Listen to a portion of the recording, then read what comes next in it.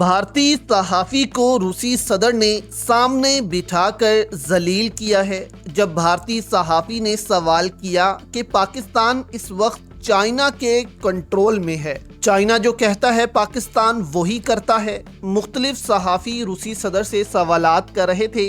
इस दौरान भारतीय सहाफ़ी की जब बारी आई तो इसने पहला ही सवाल पाकिस्तान से मुतल्लिक किया, जिससे आपको अंदाजा होगा भारत की बेचैनी पाकिस्तान को लेकर। और सवाल दोस्तों ये किया कि चीन पाकिस्तान को कंट्रोल करता है और भारत के खिलाफ इस्तेमाल करता है। साथ जो हथियारों का रोना धोना डाला है भारत ने, वो अलग से डाला है जो पाकिस्तान को मिलते हैं चाइना से। इस पर भी दोस्तों अभी आते हैं। अब यहाँ दोस्तों एक चीज आप समझ लें, रूस भी भारत के हाथों से निकल रहा है। भारत ने अगर इस रीजन में अपनी डबल गेम ना छोड़ी तो भारत इस पूरे रीजन में तन्हाई का शिकार होगा। ये आप लिख कर दोस्तों ले लें कि फिर भारत जो है उसको कहीं से सपोर्ट नहीं मिलेगी। इस पूरे रीजन में भारत अकेला रह जाएगा। अब भारतीय सहाफ़ी के सवाल पर रूसी सदर ने सीधा कहा है कि आपने कहा कि चीन पाकिस्तान को कंट्रोल करता है। यानी कि पहला ही जो जवाब है रूसी सदर ने पाकिस्तान से मुतल्लिक दिया कि आपने कहा कि चीन पाकिस्तान को कंट्रोल करता है।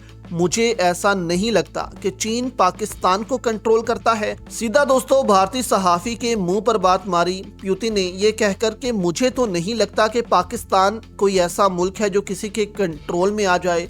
इस दौरान भारतीय सहाफ़ी का मुंह देखने वाला था। प्यूतिन ने कहा कि पाकिस्तान एक बड़ा मुल्क है और इसके बॉर्डर जो हैं वो और भी ममालिक से लगते हैं, यानी कि सिर्फ भारत के साथ नहीं लगते, और भी मुल्क हैं उनके साथ लगते हैं और इनके ताल्लुकात और भी मुल्कों के साथ बहुत अच्छे हैं।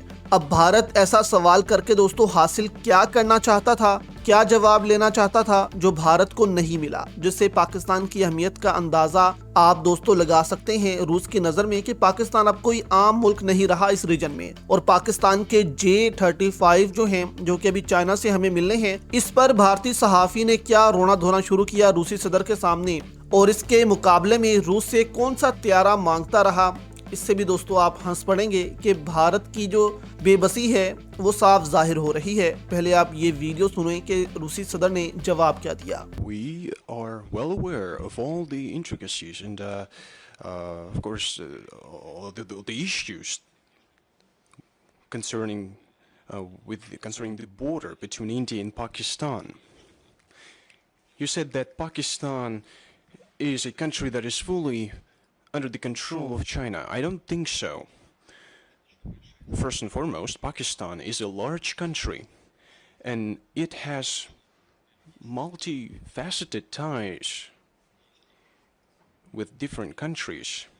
तो सुना दोस्तों आपने, रूसी सदर ने साफ कहा, क्योंकि वो अपनी जुबान में बात कर रहे थे और एक ट्रांसलेटर जो है वो इंग्लिश में इनको जो है वो ट्रांसलेट कर रहा था कि वो क्या बात कर रहे हैं। क्योंकि रूसी सदर अपनी ही जुबान में बात करते हैं, उनसे सवाल इंग्लिश में होते हैं लेकिन बात वो अपनी ही जुबान में करते हैं। अब भारतीय सहाफ़ी ये बात हासिल करना चाहता था क्योंकि हाल ही में रूस और अफगानिस्तान के दरमियान में एक दिफाई डील हुई है, तो भारत को लगता है कि रशिया पाकिस्तान के खिलाफ जा रहा है।